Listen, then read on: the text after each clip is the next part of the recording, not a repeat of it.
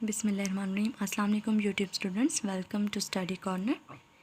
जिस तरह आपको मालूम है कि हमने लेक्चर 5 तक ऑलमोस्ट 4 सब्जेक्ट्स से रिलेटेड इम्पॉर्टेंट चीज़ों को डिस्कस कर लिया हुआ है, तो आज हम अपना लेक्चर 6 स्टार्ट कर रहे हैं।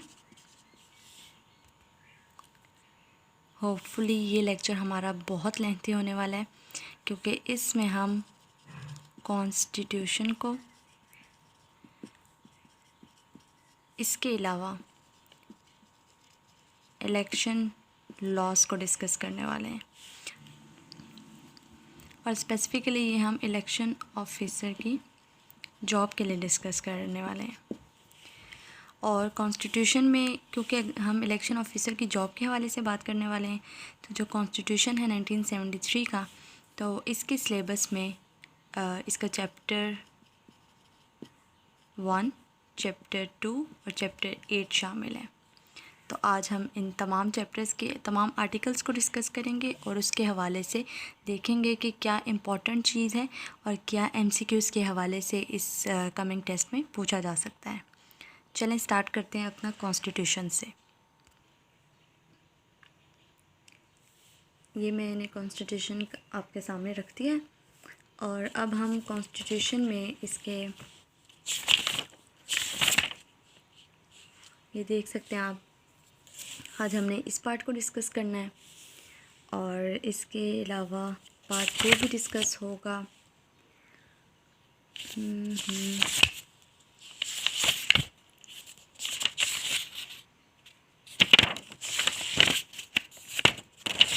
और ये पार्ट हमारे पास पार्ट 8 है। इससे रिलेटेड जितने भी आर्टिकल्स हैं उनको हम डिटेल में डिस्कस करने वाले हैं, और इसमें से जो इम्पोर्टेंट एमसीक्यूज़ बन सकते हैं वो तमाम चीज़ें भी मैं आपको बताऊंगी। लेकिन उससे पहले आपके कॉन्सेप्ट क्लियर होने चाहिए, ताकि आपको पता हो किस प्रोसीजर में कौन सा रोल हो रहा है, मतलब चीफ़ इलेक्शन का, कमिश्नर का क्या रोल होगा, और किस चीज़ में किसकी ज़रूरत पड़ती है। और चैप्टर 1, 2, 3 में हम देखेंगे कि फंडामेंटल राइट्स क्या हैं, और आपको पता होना चाहिए कि किस चीज़ के ना मिलने से आपकी किसी स्पेसिफिक राइट की वायलेशन हो रही है। ठीक है, तो अब हम इसके आर्टिकल 1 से देखते हैं जी। ये प्रीएम्बल आप लोगों के सामने है, इसको आपने जस्ट रीड कर लेना ताकि आपका कॉन्सेप्ट क्लियर हो जाए कि पाकिस्तानी कॉन्स्टिट्यूशन का प्रीएम्बल क्या कहता है। ठीक है, जैसे कि आपको नज़र भी आ रहा है कि हम सॉवरेनिटी की बात कर रहे हैं इसमें, कि जो यूनिवर्स की सॉवरेनिटी है, all belongs to almighty Allah and Allah alone. और इसके अलावा इस्लामिक इंजंक्शंस को हम फॉलो करेंगे, क्योंकि हमने जो हमारे कॉन्स्टिट्यूशन की बेस है वो हमने बता दी है कि हम वही तमाम चीज़ें करेंगे जिसका हुक्म अल्लाह की तरफ से। ठीक है, उस तरह की हम लेजिस्लेशन भी नहीं कर सकते जो इस्लाम के अगेंस्ट जा रही हो। और इसके अलावा इसमें प्रिंसिपल ऑफ डेमोक्रेसी की, freedom, equality, tolerance, social justice, यानी इस तरह के राइट्स हमने इंश्राइन किए हुए हैं कॉन्स्टिट्यूशन के अंदर। और इसके अलावा हमने बात की है कि जो मुसलमान हैं वो तमाम चीज़ें जो उनकी हैं वो टीचिंग्स ऑफ इस्लाम के अकॉर्डिंगली होने वाली हैं। ठीक है, अब उनको हम बाउंड नहीं कर सकते कि वो इस्लाम से हट के कोई काम करें। इसी तरह यहाँ पे हमारे सामने है कि wherein the Muslim shall be enable to order their lives in the individuals and collective spheres in accordance with the teachings and requirements of Islam as set out in the Holy Quran and Sunnah. जैसे कि मैंने पहले आपसे बात की है कि Islamic injunctions के अकॉर्डिंगली वो ज़िंदगी गुजारेंगे। ठीक है, और ये उनको कॉन्स्टिट्यूशन राइट्स दे रहा है। When an adequate provision shall be made for the minorities freely to profess and practice their religions and develop their cultures। ये भी जब हम डिस्कस करेंगे फंडामेंटल राइट्स में तो आपको पता चलेगा। ये आर्टिकल 20 है जो रिलीजियस फ्रीडम की बात करता है। ठीक है, जैसे माइनॉरिटीज़ हैं, क्रिश्चियनिटी है, तो हम किसी को भी बाउंड नहीं कर सकते। अगर वो मुसलमान नहीं हैं तो इसका मतलब ये नहीं है कि वो अपनी इबादत गाहों में जाने का हक़ नहीं रखते। ठीक है, तो they are free in their religious practices. तो ये काफ़ी लेंथी है, आप देख रहे हैं, इसको आपने एक बार स्टडी कर लेना है। और क्योंकि हम जो है ना बेसिक इसके फंडामेंटल राइट्स है और इसकी पॉलिसीज़ को देखेंगे, प्रिंसिपल पॉलिसी को, और इलेक्शन के चैप्टर को देखेंगे। ये जैसे आपके सामने है, यहाँ से इसका आर्टिकल 1 स्टार्ट हो चुका हुआ है। अच्छा, इसका आर्टिकल 1 देखते हैं। मैं आपके सामने जस्ट रीड कर रही हूँ और फिर मैं आपको बताऊँगी कि इसमें से इम्पॉर्टेंट क्या चीज़ बन सकती है, जिसके हवाले से मैंने इसको डिस्कस किया है। Pakistan shall be federal republic to be known as the Islamic Republic of Pakistan. तो जैसे कि आपको पता है कि जो 1956 का कॉन्स्टिट्यूशन था, उसमें हमने रिपब्लिक ऑफ पाकिस्तान की बात की थी, ठीक है। और यहाँ 1973 के आर्टिकल 1 में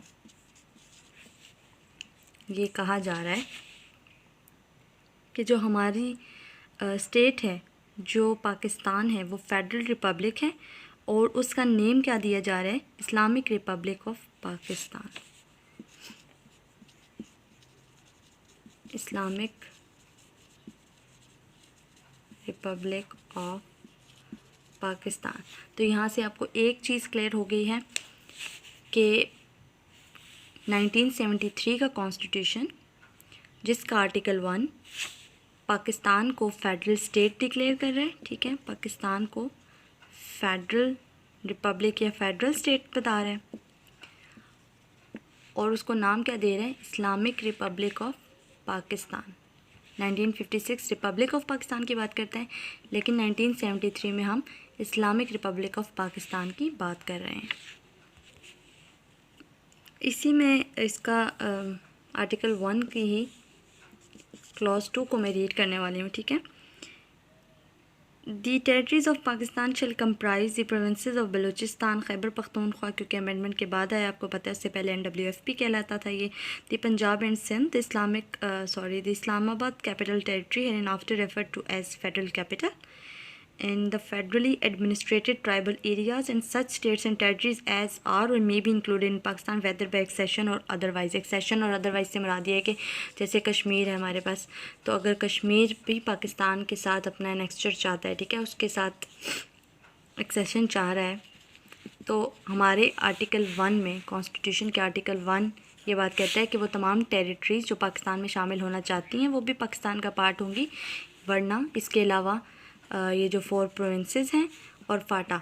लेकिन फ़ाटा अभी हमने अपने लास्ट लेक्चर में डिस्कस किया है कि 25th अमेंडमेंट के बाद फ़ाटा को KP के अंदर मर्ज कर दिया गया है और अब जो नेशनल असम्बली है, उधर जो फ़ाटा की सीट्स थी वो भी KPK में डाल दी जाएंगी और अब इन सब को कलेक्टिव सीट्स बना दिया जाएगा, ठीक है। तो यहाँ से आपको पता होना चाहिए कि आर्टिकल 1 में अब चेंजिंग किस हवाले से हो गई है कि आर्टिकल 1 स्टेट्स की बात करता है कि पाकिस्तान में कौन कौन सी टेरिटरीज शामिल हैं और साथ ही वो कहता है फ़ाटा की बात। लेकिन ये क्योंकि अमेंडमेंट के बाद अब फ़ाटा और KP की मर्जर हो चुका है। और साथ मैंने आपको एक पॉइंट बता दिया कि नेशनल असम्बली में अगर सीट्स के हवाले से आपके पास क्वेश्चन आता है तो आपको पता होना चाहिए कि अब जो KPK की सीट्स हैं उसमें फ़ाटा की सीट्स शामिल हो चुकी हैं, जो कि 8 थी, ठीक है। नेक्स्ट हम देखते हैं सेकंड, हमारे पास है कि Islam shall be the state religion of Pakistan. It is very basic question, ठीक है। तो MCQs के हवाले से बहुत ही कम चांसेस है कि इस तरह का बेसिक क्वेश्चन पूछा जाएगा कि इस्लाम के आर्टिकल 2 में है।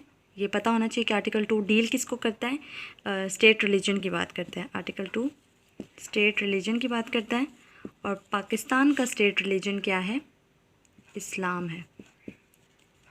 तो ये आपको पता होना चाहिए कि Islam is the state religion of Pakistan. और ये कौन से आर्टिकल में बात हो रही है, आर्टिकल 2 में। इसी के साथ आर्टिकल 2A को ऐड किया गया है, ठीक है। क्योंकि हमने जो प्रियम्बल में बातें की हैं, प्रियम्बल में ही हम कहते थे कि ऑब्जेक्टिव रेजोल्यूशन को भी पार्ट ऑफ दी प्रियम्बल बनाया गया, लेकिन 2A ऐड कर दिया गया बाद में, अमेंडमेंट लाई गई कॉन्स्टिट्यूशन में। और इस अमेंडमेंट के बाद उन्होंने इसको जो ऑब्जेक्टिव रेजोल्यूशन है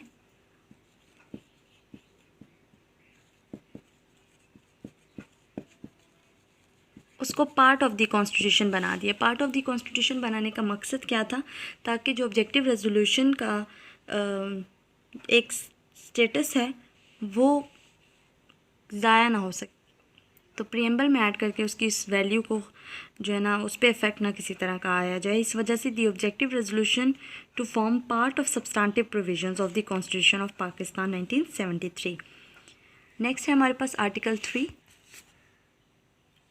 नेक्स्ट है जी article 3, the state shall ensure the elimination of all forms of exploitation and the gradual fulfilment of the fundamental principle from each according to his ability to each according to his work. तो हमारे constitution का article 3 हमें ये principal देता है कि each according to his work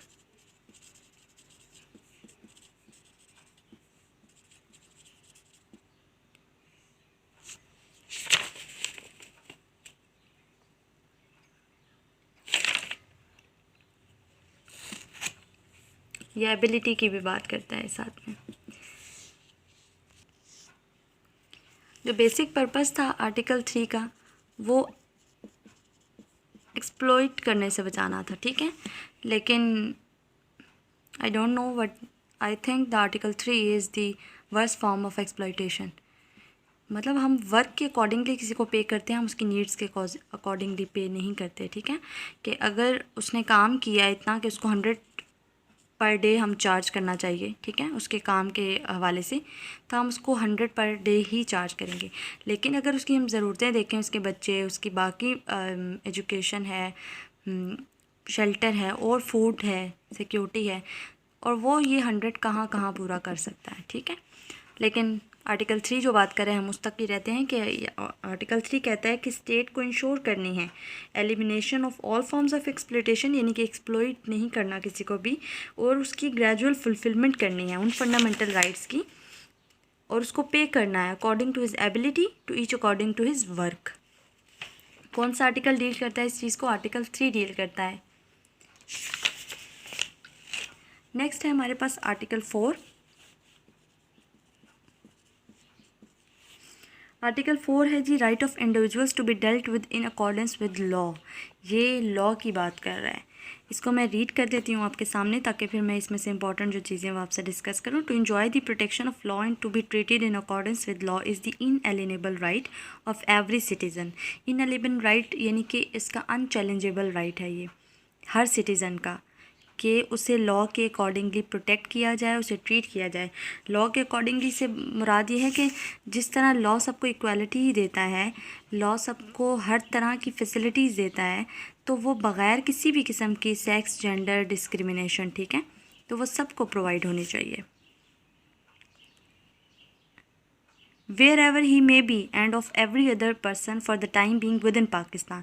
No action detrimental to life, liberty, body, reputation or property of any person shall be taken except in accordance with law. इसमें आगे फर्दर डिटेल्स दे दी हैं, यानी कि हम जो भी एक्शन उसके साथ करेंगे, ठीक है, उसकी लाइफ है तो लाइफ भी लॉ प्रोटेक्ट करता है, लेकिन लॉ ही उसकी लाइफ को लेने का भी राइट रखता है। वो आपको पता है किस सिनेरियो में हो सकता है कि अगर वो अपनी लाइफ की ख़ुद हिफाजत नहीं कर रहा, वो जिस तरह क्रिमिनल एक्टिविटीज़ में इन्वॉल्व हो जाता है या मर्डर करता है या कुछ भी और क्राइम करता है, तो फिर लॉ आर्टिकल 4 के तहत, ठीक है, आर्टिकल 4 के तहत लॉ उसको अब प्रोटेक्ट नहीं करेगा, क्योंकि जो उसकी प्रोटेक्शन थी according to due process of law वो उसने खुद ही वॉयलेट कर दी है, ठीक है। No person shall be compelled to do that which the law does not required him to do. इसी तरह आर्टिकल 4 कहता है कि किसी भी पर्सन को हम कंपेल नहीं कर सकते किसी काम के लिए, ठीक है। जिस काम के लिए लॉ हमें मना कर रहा है, लॉ प्रोहिबिट कर रहा है, ठीक है, या प्रिवेंट कर रहा है, तो उस काम के लिए हम किसी इंसान को कंपेल नहीं कर सकते वो करे, ठीक है। अब ये करप्शन है, कोई भी मामला हो सकता है, कोई क्राइम हो सकता है, तो हमसे कंपेल नहीं कर सकते। आर्टिकल 4 इस तरह से भी सिक्योर करता है ह्यूमन राइट्स को। अच्छा, फिर है हमारे पास आर्टिकल 5 लॉयल्टी ऑफ स्टेट की बात कर रहा है। अब ये मैं आपके सामने रीड करती हूँ। Loyalty to the state is the basic duty of every citizen. बहुत इम्पॉर्टेंट नहीं है, इस हवाले से इम्पॉर्टेंट है कि लॉयल्टी ऑब्वियसली बहुत इंपॉर्टेंट चीज़ है, हमें लॉयल रहना है अपनी स्टेट के साथ। लेकिन MCQs और ये जो इलेक्शन ऑफिसर की जॉब है, ये किसी भी पेपर के लिए, ठीक है, MCQs के हवाले से इस तरह से इम्पॉर्टेंट नहीं है कि भाई आर्टिकल 5 डील करता है इस चीज़ को। Obedience to the constitution and law is the obligation of every citizen wherever he may be and every other person for the time being within Pakistan. कि पाकिस्तान में कोई टेम्पररी स्टे करता है तब भी, और अगर वो पाकिस्तान का सिटीज़न है परमानेंट उसकी यहीं पे सेटलिंग है। In both conditions he is bound to obey law of this country. लेकिन नेक्स्ट बहुत इंपॉर्टेंट है आर्टिकल 6, ये जो हमने डिस्कस भी किया है किसी लास्ट लेक्चर में, मुशर्रफ का केस था भी, वकार सेठ ने जिसमें रिमार्क्स दिए थे, ठीक है, जस्टिस वकार सेठ ने।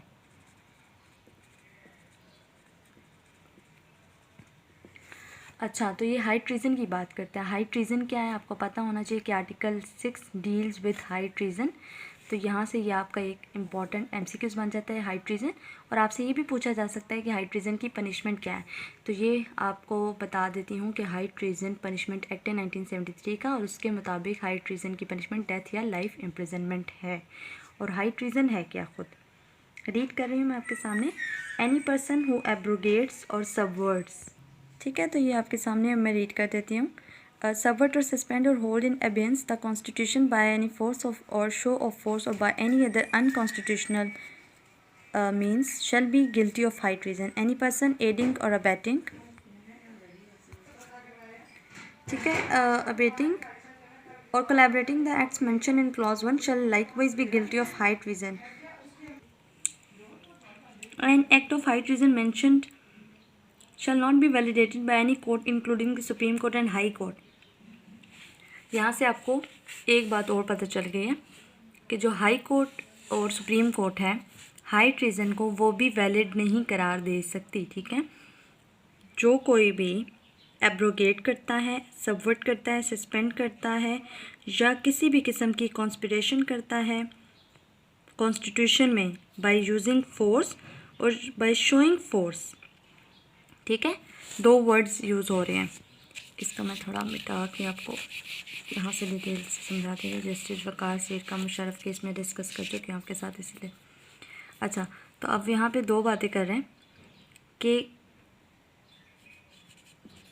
बाय फोर्स या शो ऑफ फोर्स, अगर वो कॉन्स्टिट्यूशन में किसी भी किस्म का चेंज लाता है, ठीक है, उसे सस्पेंड करता है, सबवर्ट करता है, प्रोगेट करता है, ठीक है, या उसमें कॉन्स्पिरेशन करता है फोर्स की सूरत में या सिर्फ फोर्स यूज़ करके या फोर्स को शो करके, तो ये एक अनकॉन्स्टिट्यूशनल मीन्स को यूज़ करके, तो वो गिल्टी होगा हाई ट्रीजन का। और कोई भी हाई कोर्ट और कोई भी सुप्रीम कोर्ट तो एक है पाकिस्तान की, हाई कोर्ट्स हर प्रोविंस की हैं, तो ये इसके एक्शन को वैलिड नहीं कर सकती।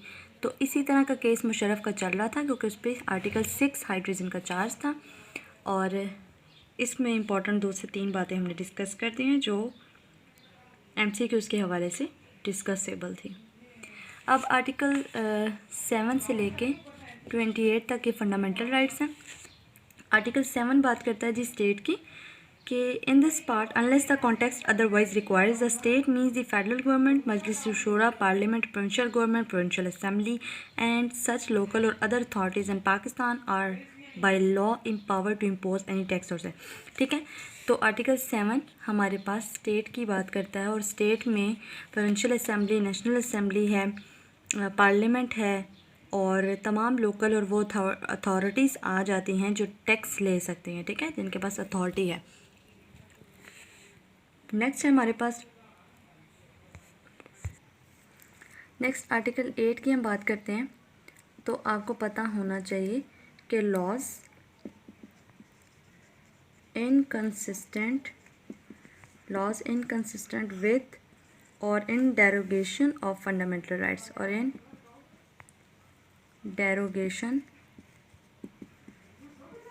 Of fundamental rights are to be what, क्या वो तमाम एक्शन या तमाम लॉज जो कि इनकंसिस्टेंट हैं या फंडामेंटल राइट्स के अगेंस्ट हैं, तो वो वैलिड होंगे, वॉइड अब इनिशियो होंगे, या नन ऑफ दीज ऑप्शंस। तो आपको पता होना चाहिए कि वो तमाम लॉज वॉइड होंगे। वॉइड का मतलब क्या है जी, एक बारी मैं रीड करती हूँ आर्टिकल 8 आपके सामने और फिर मैं आपको बताती हूँ कि वॉइड का मतलब क्या है। any law or any custom or usage having the force of law insofar as it is inconsistent with the rights conferred by this chapter shall to the extent of such inconsistency be void। यानी कि वो तमाम existing laws या future में भी अगर हम कोई लॉ बनाना चाहते हैं ऐसा जो कि हमारे फंडामेंटल राइट्स के ही ख़िलाफ़ है, ठीक है। अभी फंडामेंटल राइट्स हम स्टार्ट करने वाले हैं 8 से ऑनवर्ड, ठीक है। 7 तो हमने स्टेट की बात कर दी, तो अब 8 से ऑनवर्ड हम फंडामेंटल राइट्स डिस्कस करने वाले हैं, ठीक है। जो बेसिक राइट्स हमारे कॉन्स्टिट्यूशन ने सिटीजन्स ऑफ पाकिस्तान को ग्रांट किए हुए हैं, तो वो 7th में ये बात करते हैं, स्टेट की बात करते हैं, और 8th में वो बात करते हैं कि वो तमाम राइट्स जो इनकन्सिस्टेंसी रखेंगे वो वॉइड होंगे।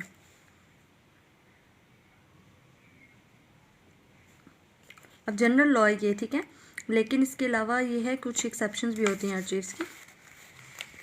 जैसे हमने कहा कि आर्टिकल 4 में हमने बात की थी कि वो प्रोटेक्ट करता है कॉन्स्टिट्यूशन हमारा कि हमारे राइट्स की प्रोटेक्शन होगी और हमारे साथ ड्यू प्रोसेस ऑफ लॉ के तहत चला जाएगा। लेकिन हर किसी की राइट टू लाइफ है, उसकी प्रॉपर्टी है, किसी भी तरह के राइट्स हैं उसकी, उनकी प्रोटेक्शन तब तक ही है जब तक कि वो ख़ुद अपनी वायलेशन नहीं कराता, ठीक है। अब उसकी जान की हिफाजत हमेशा से कॉन्स्टिट्यूशन करेगा, लेकिन अगर वो हीनियस क्राइम्स में इन्वॉल्व हो जाता है या वो मर्डर करता है या किसी भी किस्म की और क्रिमिनल एक्टिविटी में इन्वॉल्व होता है, तो फिर उसकी लाइफ ड्यू प्रोसेस के तहत ली जा सकती है, ठीक है। अब कोर्ट्स के पास ये राइट होगा। नेक्स्ट है जी हमारे पास 9th है सिक्योरिटी ऑफ पर्सन, और ये बहुत इम्पॉर्टेंट है। ये आपको याद रखना है कि security of person is enshrined in article 9। Security of person is enshrined in article of 1973। तो आर्टिकल 9 है जो सिक्योरिटी ऑफ पर्सन की बात करता है। और सिक्योरिटी ऑफ पर्सन से क्या मुराद है जी? No person shall be deprived of life or liberty save in accordance with law, जो कि बात हम आर्टिकल 4 में कर रहे थे। यानी कि आप इसका वो लिंक बना सकते हैं कि किसी भी पर्सन 4 में हमने बात की कि हर किसी के राइट्स की प्रोटेक्शन हुई हुई है लॉ के अकॉर्डिंगली, कॉन्स्टिट्यूशन के अकॉर्डिंगली, और ड्यू प्रोसेस के हट के, यानी कि अगर वो ख़ुद वायलेशन कर देता है तो फिर उसकी राइट को वायलेट किया जा सकता है, तब वो चैलेंजेबल है। और 9th कहता है कि no person shall be deprived of life or liberty save in accordance with law, यानी कि वो तमाम इंसान के राइट्स, उसकी लाइफ है, उसकी प्रॉपर्टी है, वो अगर लॉ ने प्रोटेक्ट की हैं, ठीक है, अगर लॉ ने प्रोटेक्ट की हैं, तो आर्टिकल 9 कहता है कि वो जिन चीज़ों को लॉ ने प्रोटेक्ट कर दिया है वो इंसान कोई भी उसको वायलेट करने का हक़ नहीं रखता, ठीक है। तो सिक्योरिटी ऑफ पर्सन गारंटी दी गई है हमें कॉन्स्टिट्यूशन ने, कौन से आर्टिकल में? आर्टिकल 9 में। नेक्स्ट है हमारे पास के access to justice to all in is provided in article which of the constitution is provided access to justice to all persons. तो आपको पता होना चाहिए कि आर्टिकल 10 ऑफ कॉन्स्टिट्यूशन है जो कि प्रोवाइड करता है जस्टिस टू ऑल, यानी कि हमारे पास अपने ऊपर लगे हुए चार्ज को डिफेंड करने का कॉन्स्टिट्यूशनल राइट मौजूद है, ठीक है।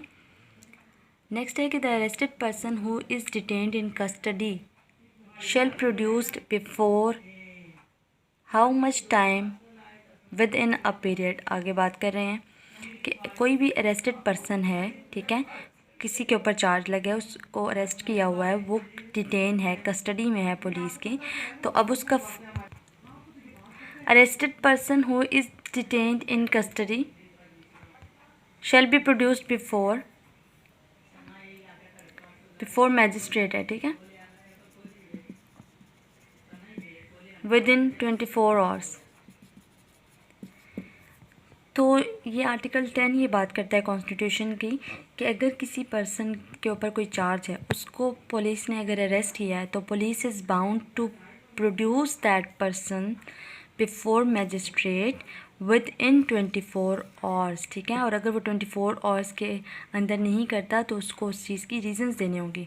हाँ, वो टाइम जिससे पुलिस स्टेशन लेके जाने में और वहाँ से निकालने में वो टाइम एक्सक्लूड कर दिया जाएगा, लेकिन उसके अलावा 24 आवर्स का ही टाइम है। Constitution 1973 gives right of a legal practitioner. Obviously ये भी हमारे पास राइट है। जैसे हम बात कर रहे हैं right of access to justice to all, article 10, तो सेम आर्टिकल में हमारे पास ये भी है। जस्टिस उसे कब मिलेगा? अगर उसे लीगल प्रैक्टिशनर का यानी कि एडवोकेट का राइट दिया जाएगा, उसको काउंसिल का राइट दिया जाएगा, उसके ऊपर जो चार्ज लगे हैं उसको उनको डिफेंड करने का राइट दिया जाएगा, उसको बताया जाएगा कि तुम्हारे ऊपर ये चीज़ इल्ज़ाम है। नेक्स्ट है हमारे पास कि right of a fair trial is mention in, right of a fair trial article 10A में मैंशन है।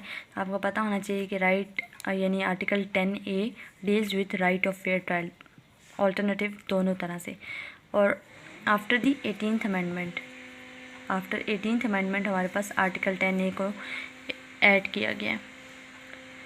अच्छा, इसी आर्टिकल में अब मैं इसको आपको बेसिक बातें बता रही हूँ, तो आपको पता होना चाहिए कि आर्टिकल 10 में ही प्रिवेंटिव डिटेंशन की भी एक टर्म यूज़ की हुई है।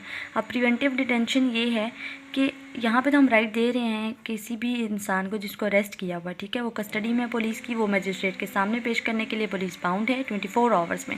लेकिन अगर किसी को हमने सिक्योरिटी पर्पसेस के लिए किया है, या हमें पता है कि वो पीस को डिस्ट्रॉय करेगा, पीस ब्रेक करेगा, या हमें पता है कि अगर इस तरह के इंसान को प्रिवेंट ना किया गया, उसे डिटेन ना किया गया, तो वो किसी किस्म का क्राइम कमिट कर सकता है, ठीक है।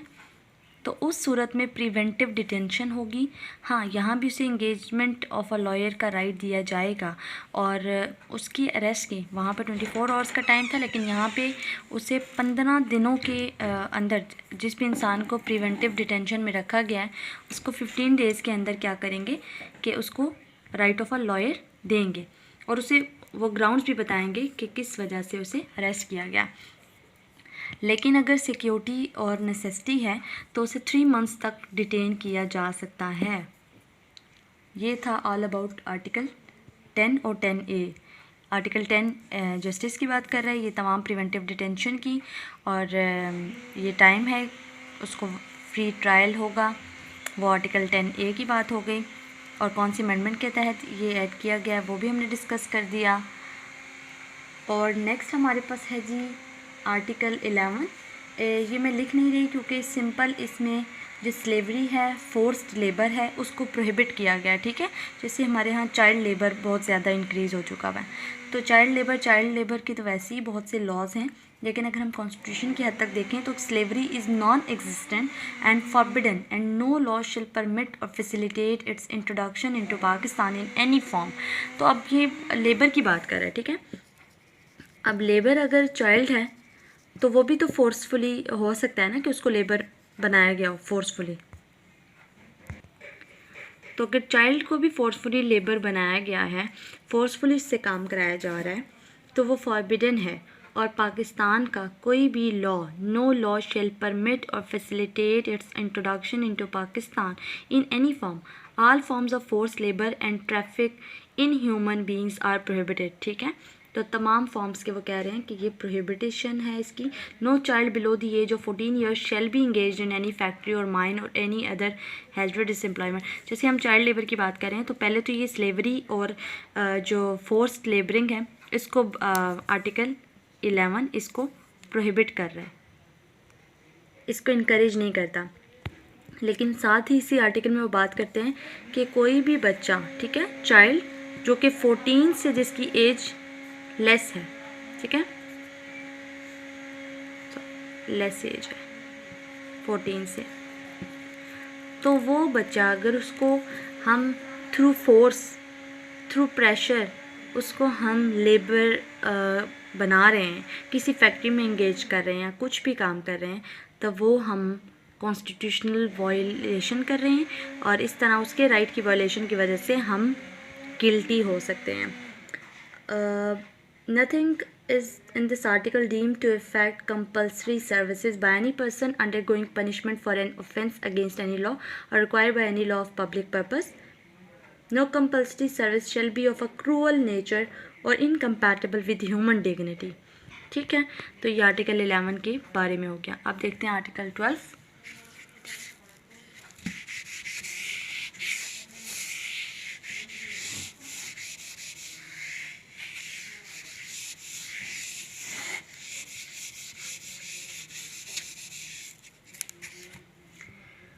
आर्टिकल 12 है हमारे पास protection against retrospective article 12 retrospective punishment की बात कर रहा है। ठीक है, रेट्रोस्पेक्टिव पनिशमेंट की बात कर रहा है।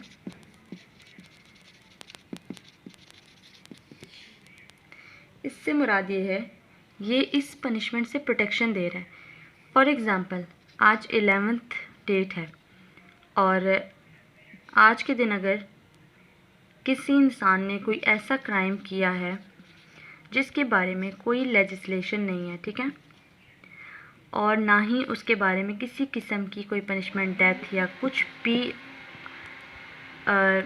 उसके बारे में कानून साजी हुई है, तो ये आर्टिकल कहता है कि no law shall authorise the punishment of a person for an act or omission that was not punishable by law at the time of the act or omission. ठीक है, अब यहाँ तो हम क्राइम की बात कर रहे हैं, इस क्राइम के बारे में नहीं है अगर डिटेल, तो आज की डेट में अगर इसका कुछ नहीं है और अगर 20 तारीख को कोई लॉ पास हो जाता है, अब वो हो सकता है बहुत ही मामूली नेचर का क्राइम है, ठीक है, सज़ा भी, क्योंकि क्राइम अगर हीनियस नहीं है तो according to the nature of the crime उसकी पनिशमेंट होती है।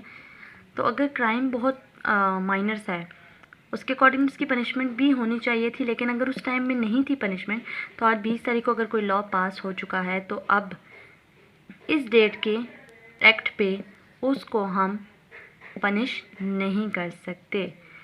वो कहता है कि for an offence by penalty greater than or of a kind different from the penalty prescribed by law for that offence at the time the offence was committed.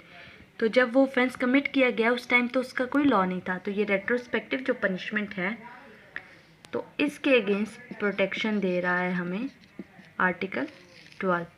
तो आपके पास ये क्वेश्चन बन सकता है कि protection against retrospective punishment is given where or in which article. तो आपको पता हो आर्टिकल 12 बात करता है रेट्रोस्पेक्टिव पनिशमेंट की प्रोटेक्शन के बारे में।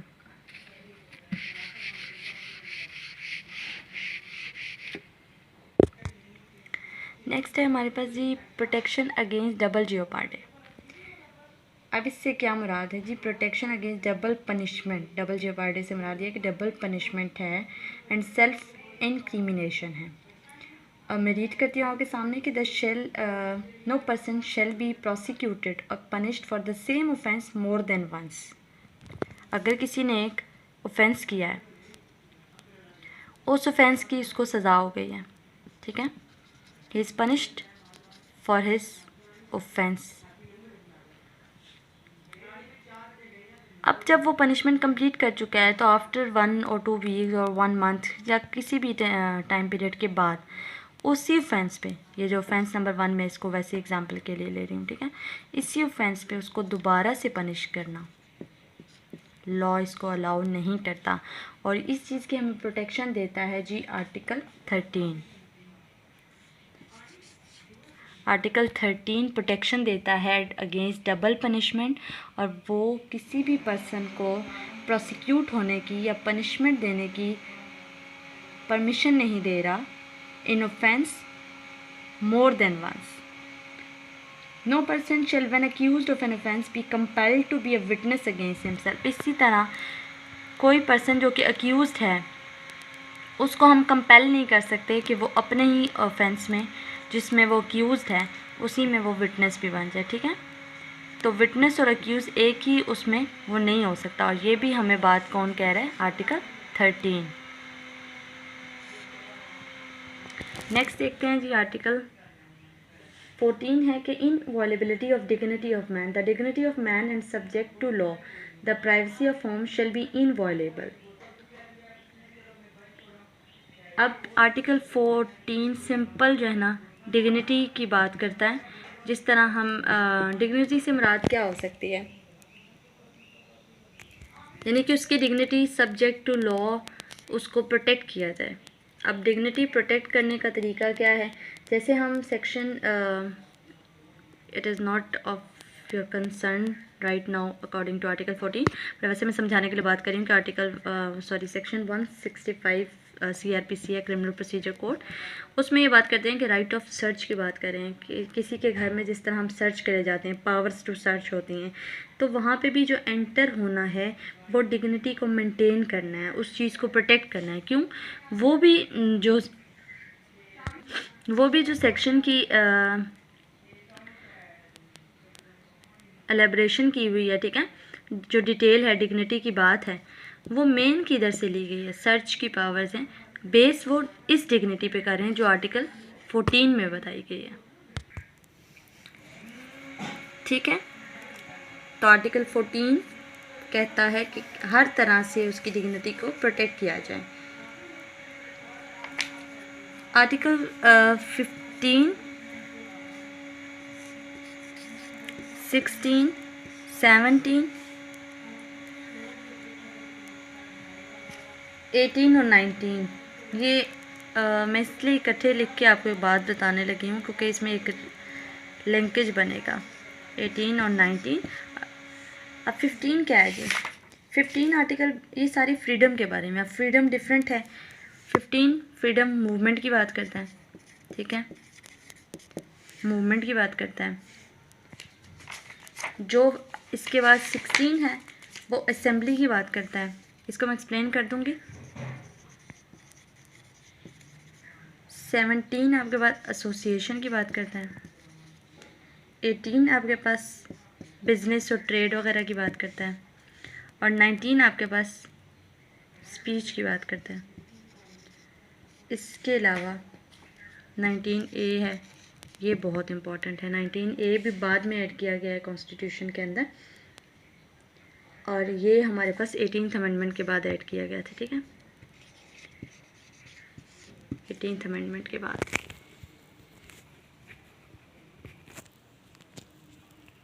अब 15 मूवमेंट की बात करते हैं, यानी कि हर इंसान को राइट है कि वो जहाँ चाहे वो मूव कर सकता है, ठीक है, उसका इंटरेस्ट होगा, वो एंटर करे, वो कहीं पे जाए, वो मूव कर सकता है थ्रू और पाकिस्तान, और कहीं पे भी चाहे वो रिज़ाइड कर सकता है, सेटल कर सकता है अपने आप को, ठीक है। अगला है हमारे पास असेंबली की। तो freedom of assembly is given in article 16 that every citizen shall have the right to assemble peacefully, ठीक है, यानी कि उसके पास राइट है कि वो असेंबली बना सकता है, किसी भी जगह पे वो गैदरिंग कर सकता है।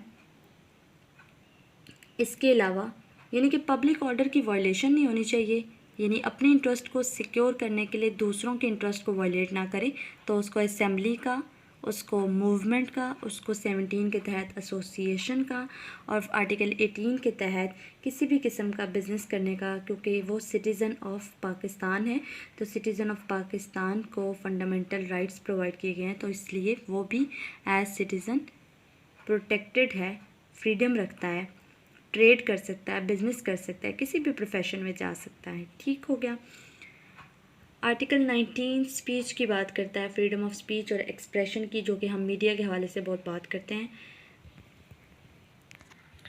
ये आपके सामने है, मैं इसको रीड भी कर देती हूँ। That every citizen shall have the right to freedom of speech and expression and there shall be freedom of the press subject to any reasonable restrictions, क्योंकि मैंने भी मीडिया की बात की है, तो प्रेस को भी फ्रीडम है, लेकिन वो रीजनेबल रिस्ट्रिक्शंस हैं, और आपको पता है कि वो रिस्ट्रिक्शंस क्यों इम्पोज की हैं लॉ ने, for the interest of the glory of Islam or the integrity, security or defence of Pakistan or any part thereof, friendly relation with foreign states, public order, decency or morality in relation to the contempt of commission or incitement to an offence। तो ये जो freedom की बात कर रहा है constitution, ये freedom की बात करता है हर इंसान के लिए, और पर्टिकुलरली इसने फ्रीडम ऑफ द प्रेस की बात की है क्योंकि मीडिया फ्रीडम ऑफ स्पीच को ज़्यादा एक्सरसाइज करता है, तो उसको भी ये पता होना चाहिए कि रीज़नेबल रिस्ट्रिक्शंस हैं उसके ऊपर भी, और वो रिस्ट्रिक्शंस क्यों हैं, ताकि पाकिस्तान के डिफेंस को, सिक्योरिटी को, उसकी इंटेग्रिटी को, या इसके अलावा जो इस्लामिक प्रिंसिपल्स हैं उनको किसी तरह से हैम्पर ना होने दिया जाए। नेक्स्ट है हमारे पास माइनॉरिटीज़ आर प्रोटेक्टेड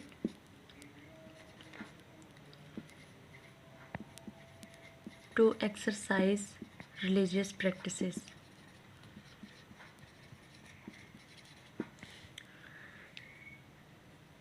और ये बात हम पहले ही डिस्कस कर चुके हैं। आर्टिकल 20 है कॉन्स्टिट्यूशन का, जो माइनॉरिटीज़ की राइट्स की प्रोटेक्शन करता है। किस हवाले से? स्पेसिफिकली यहाँ पे रिलीजन की बात हो रही है, ठीक है, यानी कि रिलीजन के हवाले से प्रोटेक्शन है उनको माइनॉरिटीज़ की। Every citizen shall have the right to profess, practice and propagate his religion. Every religious denomination and every sect thereof shall have the right to establish, maintain and manage its religious institutions. यहाँ पे मैंने minorities को इसलिए add किया है क्योंकि articles 20 हर citizen की बात कर रहा है। फिर साथ वो कहते हैं कि हर सेक्ट, तो सेक्ट में मुस्लिम्स भी आएगी, शिया भी आएगी, सुन्नी भी आएगा, इस तरह वो क्रिश्चियनिटी भी आ सकती है। तो यहाँ माइनॉरिटी मेंशन कर दिया आपके हवाले से। इस तरह से पूछा जा सकता है कि Christians are protected to exercise their religious practices. जिस तरह वो संडे को उनका चर्च में होती है, उनकी एक इबादत है, तो उनको आर्टिकल 20 प्रोटेक्ट कर रहा है कॉन्स्टिट्यूशन ऑफ पाकिस्तान 1973। आर्टिकल 21 बात करता है safeguard against taxation or purposes of any particular religion. Article 22 educational institutions की in respect of religion protection दे रहा है। That no person attending any educational institution shall be required to receive religious instruction or take part in any religious ceremony or attend religious worship if such instruction, ceremony or worship relates to a religion other than his own. यानी किसी को bound नहीं कर सकते हम किसी और religious practices के हवाले से किसी और तरह की तालीम लेने के लिए। Otherwise right of education, right of freedom of association, assembly, movement, freedom of speech, हर तरह की जो फ्रीडम्स हैं वो उसको एज सिटीज़न प्रोवाइडेड की गई हैं। इसके अलावा प्रॉपर्टी की भी उसको प्रोटेक्शन है। वो एक्वायर कर सकता है, होल्ड कर सकता है, डिस्पोज कर सकता है अपनी प्रॉपर्टी को पाकिस्तान में कहीं पे भी। और ये उसको प्रॉपर्टी का जो राइट है वो आर्टिकल 3 दे रहा है, 23 आर्टिकल प्रॉपर्टी के राइट दे रहा है इसको।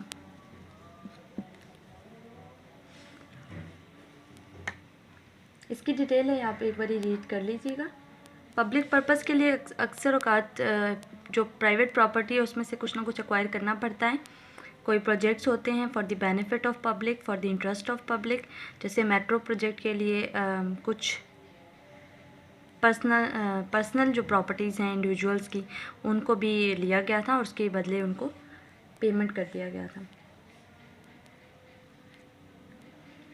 आर्टिकल 25 इक्वालिटी की बात करता है, तो ये आपको पता होना चाहिए, ये इम्पॉर्टेंट है कि इक्वालिटी ऑफ सिटीजन्स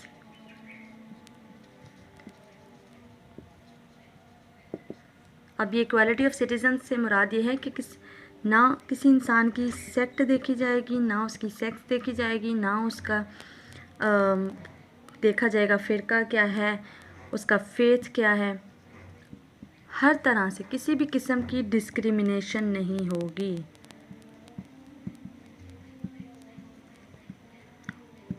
तो इस डिस्क्रिमिनेशन के बग़ैर उसको इक्वालिटी दी जाएगी, तो ये आर्टिकल 25 है।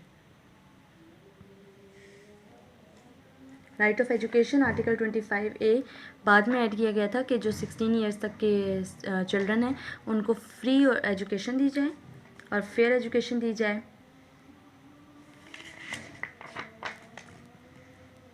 और किसी भी किस्म की डिस्क्रिमिनेशन ना की जाए सर्विसेज में, ये आर्टिकल 27 बात करता है।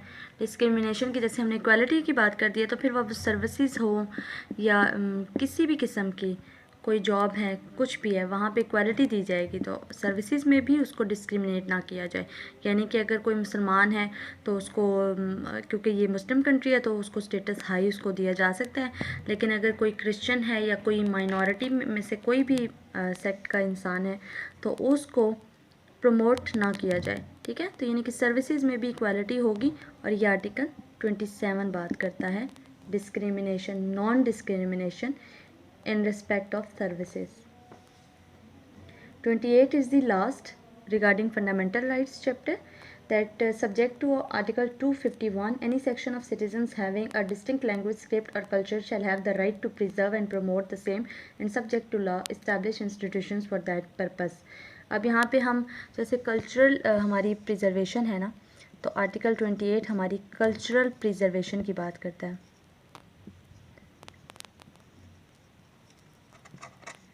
लैंग्वेज है हमारी, कास्ट कलर है हमारा, कल्चर है, स्क्रिप्ट है, तो सिटीजन्स उसको प्रमोट भी कर सकते हैं, उसको प्रिजर्व कर सकते हैं।